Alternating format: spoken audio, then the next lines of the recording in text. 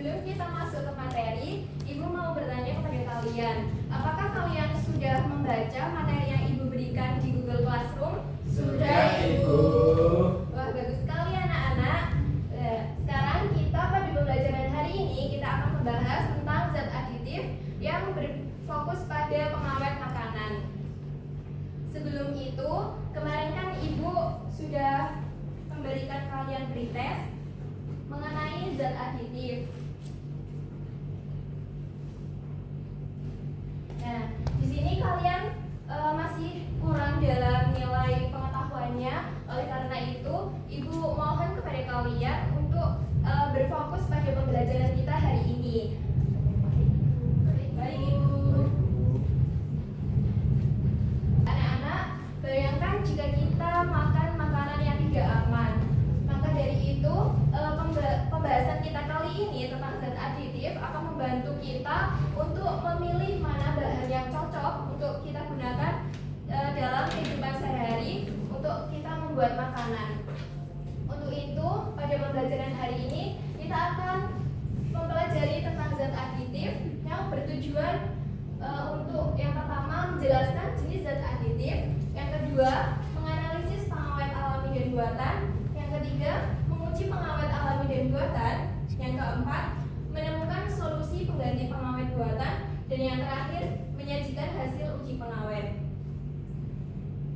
Pada pembelajaran hari ini kita akan melakukan praktikum sederhana yang bertujuan untuk mengklasifikasikan beberapa makanan yang akan kalian uji ke dalam zat aditif, pengawet buatan dan alami. Untuk itu, Ibu akan menilai kalian dengan 3 aspek, yaitu penilaian pengetahuan, penilaian keterampilan, dan penilaian sikap. Oleh karena itu, Ibu harapkan di praktikum kali ini kalian bisa menyimak dengan seksama ya.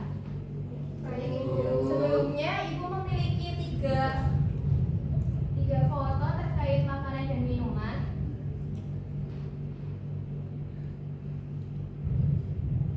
Nah, dari 3 foto ini, manakah yang bisa bertahan lama dan berikan alasan kalian? Siapa yang tahu? Saya, Bu. Ya, Nadila. Ciki, karena Ciki mengandung banyak pengawet. Benar, Nadila. Dari makanan Ciki itu terdapat zat aditif, yaitu pengawet makanan yang bisa menjadikan makanan itu tahan lama. Oleh karena itu, kita hari ini akan membahas materi tentang zat aditif, yaitu pengawet makanan. Untuk itu, pembelajaran kita hari ini akan mengetahui bagaimana jenis-jenis zat aditif dan bagaimana pengaruhnya pada makanan dan kesehatan manusia.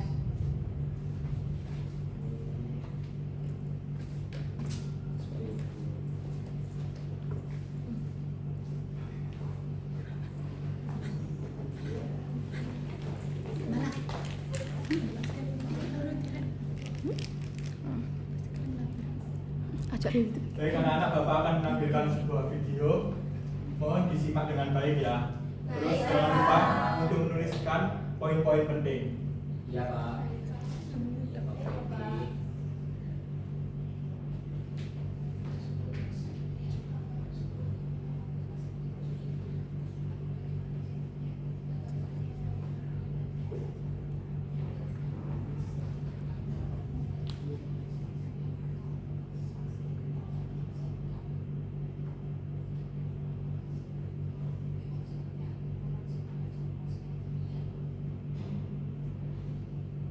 Baik anak-anak, setelah kalian menonton video tadi, Bapak ingin tahu apa isi video tadi. Mungkin ada yang bisa menjawab? Saya, Pak. Silakan Bu Kris. Dari video tersebut ditemukan terdapat pedagang bakso yang curang dengan menambahkan borax dalam pembuatannya dengan tujuan agar bisa tahan lama. Benar sekali jawaban Bu Kris. Dari video yang tadi kita bisa melihat penjual bakso itu menggunakan bahan boraks ya untuk membuat makanan agar terlihat tahan lama dan juga awet. Nah, di sini Bapak akan membagi kelompok. Untuk kelompok pertama ada Rosma, Irnia, Yopi, dan Adela. Untuk kelompok kedua ada Intan, Ninda, Zuan, dan Muklis. Silakan untuk bertukar posisi.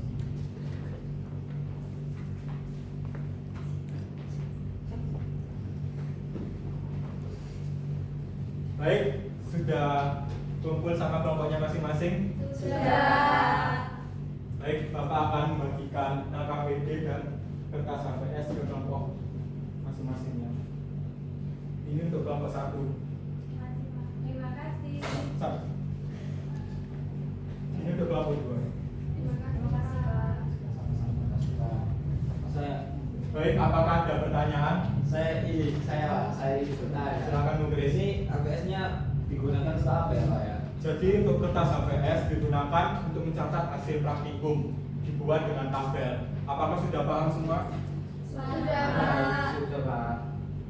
Baik anak-anak, setelah kalian mengetahui bahaya penggunaan boraks pada makanan, di sini Bapak ingin kalian untuk membuat rumusan masalah di setiap kelompoknya masing-masing. Apakah kalian paham? Pak. Baik, untuk kelompok pertama, apa rumusan masalah yang kelompok pertama sudah buat? Saya Pak dari kelompok 1 ingin membacakan salah satu rumusan masalah yang telah kami diskusikan. Apa saja ciri-ciri yang dimiliki makanan yang mengandung pengawet selain teksturnya kenyal? Wah, bagus sekali ya rumusan masalah untuk kelompok 1. Sekarang Bapak ingin bertanya untuk rumusan masalah kelompok 2. Silakan. Baik Bapak, rumusan masalah dari kelompok 2 yaitu apa bahaya yang ditimbulkan jika mengonsumsi makanan yang mengandung pengawet? Wah, kelompok 2 juga bagus sekali lah. Setelah kalian membuat rumusan masalah, selanjutnya kalian akan membuat hipotesis. Nah, Bapak akan menunjuk salah satu kelompok ya. Tapi sebelum Bapak menunjuk salah satu kelompok, Bapak akan berkeliling ya melihat hasil kerja kalian.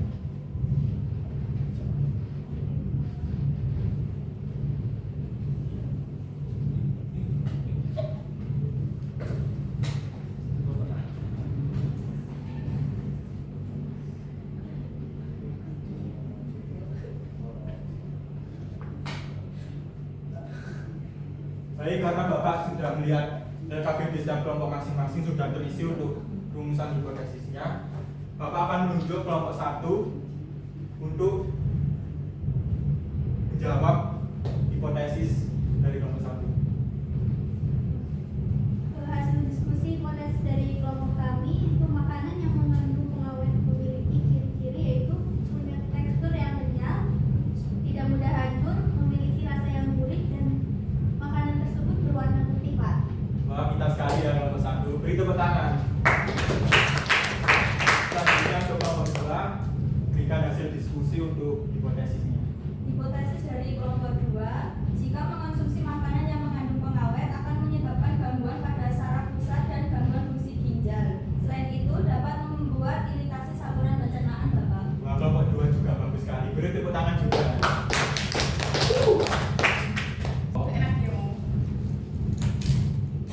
Jadi masuk gue.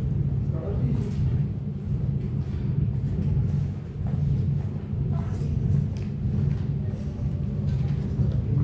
Tahu apa?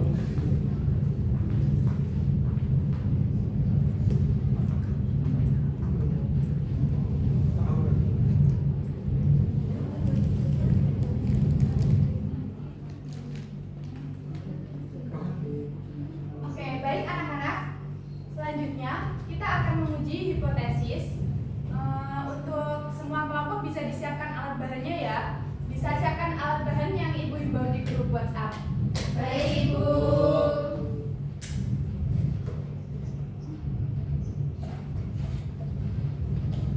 Oke, setelah kalian siapkan alat dan bahan, setelah ini ibu akan menjelaskan alur praktikum zat aditif, pengawet. Untuk semua bisa diperhatikan ya. Ya, Ibu. Jadi untuk yang pertama, nanti kalian haluskan semua sampel yang kalian gunakan, lalu kalian taruh di wadah yang berbeda. Setelah itu untuk kunyit, kalian larutkan kunyit, dan setelah kalian larutkan kunyitnya, kalian teteskan di setiap sampel tersebut Setelah itu kalian amati perubahan warnanya. Setelah kalian amati perubahan warna, kalian bisa mencatat hasil data kalian ke dalam bentuk tabel ke dalam LKPD. Oke, ada yang ditanyakan anak-anak? Ada Ibu. Oke, baik. Selanjutnya kalian bisa lanjutkan dengan melakukan praktikum. Jika ada yang dibingungkan tentang alur praktikumnya, kalian bisa tanyakan ke ibu ya. Baik, Bu.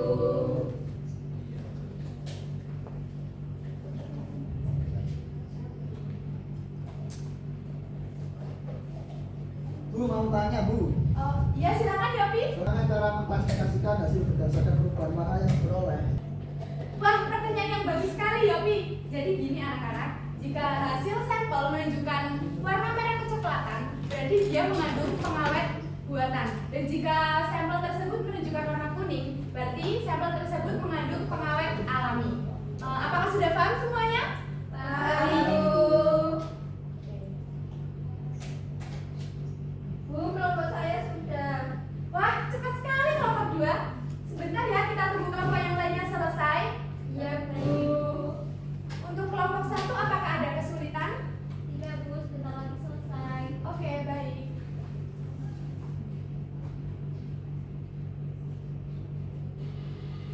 Apakah kelompok 1 sudah selesai? Sudah, Bu. Oke, baik. Setelah kalian selesai melakukan praktikum, kalian bisa menuliskan hasil data kalian ke dalam bentuk tabel di dalam LKPD ya. Apakah ada yang ditanyakan? Tidak, Ibu. Oke, setelah kalian menulis hasil kalian di dalam tabel, kalian bisa bersihkan alat-alatnya ya anak-anak. Baik, Ibu. Oke, jika kalian sudah membersihkan alat dan bahan, selanjutnya kalian bisa menyajikan hasil data kalian ke dalam bentuk diagram klasifikasi. Apakah ada yang ditanyakan? Tidak, Ibu.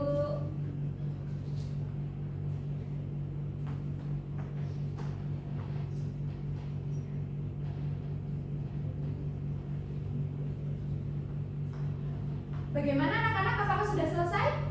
Sudah, Ibu. Oke, kalau kalian sudah selesai, setelah kalian membuat diagram klasifikasi, kalian bisa menyajikan diagram klasifikasi ke dalam HVS. Apakah sudah dipahami? Sudah, Ibu.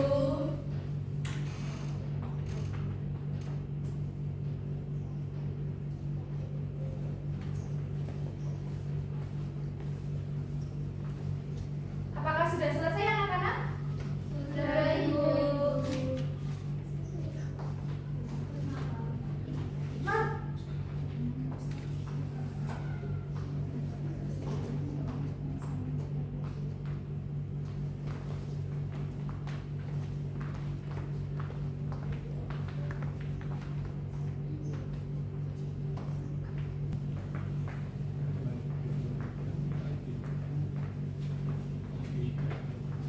Baik anak-anak, setelah kalian melakukan praktikum, sekarang saatnya kalian untuk mempresentasikan hasil yang kalian dapat. Baik, untuk dari kelompok 1 dan 2, apakah ada yang ingin maju kelompoknya? Saya, Bu. Oke, baik, silahkan kelompok 1 maju ke depan untuk mempresentasikan hasilnya.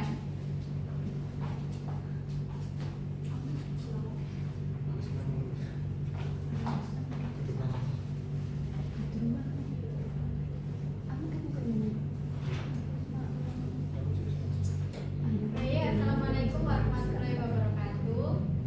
Waalaikumsalam warahmatullahi wabarakatuh. Saya dari kelompok 1 akan mempresentasikan hasil kerja dari kelompok kami. Yang lainnya bisa mendengarkan ya penjelasan dari kelompok 1. Hasil yang kami dapat yaitu bahan uji pentol menghasilkan perubahan warna menjadi merah kecoklatan, termasuk pengawet buatan. Cilok tidak menghasilkan perubahan warna, termasuk jenis pengawet alami. Sosis menghasilkan perubahan warna menjadi merah bata, termasuk jenis pengawet buatan. Dan mie menghasilkan perubahan warna kecoklatan, termasuk jenis pengawet buatan. Sekian dari kelompok kami. Kurang lebihnya mohon maaf. Wassalamualaikum warahmatullahi wabarakatuh.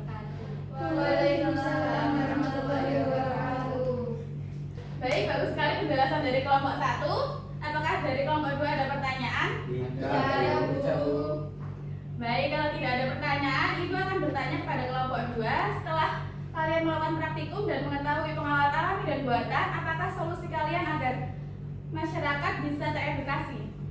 Oke, dari kelompok kami solusi agar tidak salah memilih makanan yang mengandung pengawet buatan itu adalah dengan membaca label kemasan secara teliti.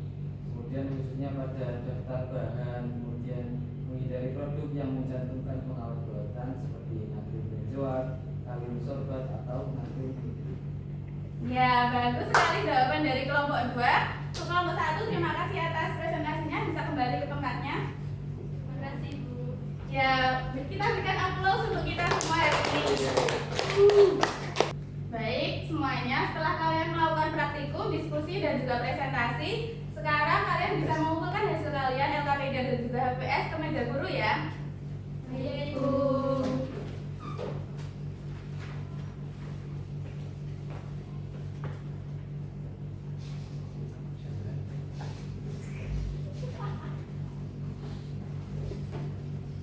Baik, sekarang setelah kita melakukan seluruh pembelajaran, adakah yang ingin menyampaikan kesimpulan dari pembelajaran kita hari ini? Saya Bu. Ya, silakan Yopi. Jadi kesimpulan yang dapat diambil itu setiap olahan makanan rata-rata memiliki bahan pengawet. Bahan pengawet yang ada di olahan makanan ini macam-macam. Ada yang pengawet alami dan juga ada yang pengawet buatan.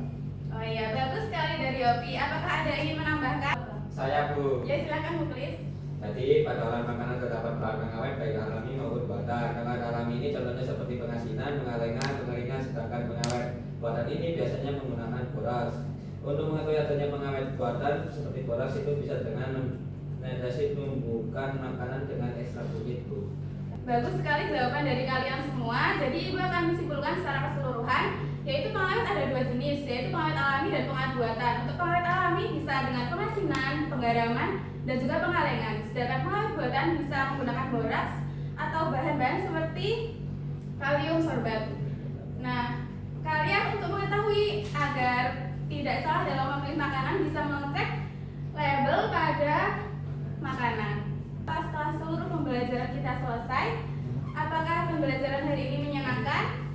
Iya Bu, menyenangkan Bu. Saya jadi lebih tahu kalau ada makanan yang tidak semuanya aman untuk dimakan. Yang paling saya sukai pada pembelajaran hari ini bagian praktikum. Ketika ada perubahan warna pada makanan saat meneteskan ekstrak kunyit Bu. Ketika menambahkan ekstrak kunyit pada makanan ada perubahan warna yang terjadi Bu. Hal ini menunjukkan adanya kandungan borak dalam makanan tersebut. Hal itu membuat kami sadar dan lebih berhati-hati dalam membeli dan mengkonsumsi makanan. Wah, senang sekali saya mendengarnya. Kalian jadi sudah lebih paham mengenai pengawet alami dan juga pengawet buatan. Apakah ada yang ingin ditanyakan? Belum ada Ibu. Oke, baik. Nah, agar kalian bisa lebih paham, Ibu sudah mengupload tugas untuk membuat laporan pengamatan berdasarkan praktikum yang kalian sudah lakukan tadi. Jadi laporannya, nah ini untuk apa sintaks pembuatan laporannya, ada judul pengamatan dan seterusnya ya. Apakah sudah bisa dipahami? Sudah bisa, Ibu. Baik, tak terasa pembelajaran kali ini sudah selesai. Untuk Yopi bisa untuk memimpin doa. Iya, bisa Ibu. Yes, Ya, Pak. sebelum kita mengakhiri pembelajaran hari ini, marilah kita berdoa lebih dahulu. Berdoa dimulai, berdoa selesai. Baik. Terima kasih Yopi sudah memimpin doa. Mohon maaf apabila ada kesalahan. Terima kasih. Wassalamualaikum warahmatullahi wabarakatuh. Waalaikumsalam.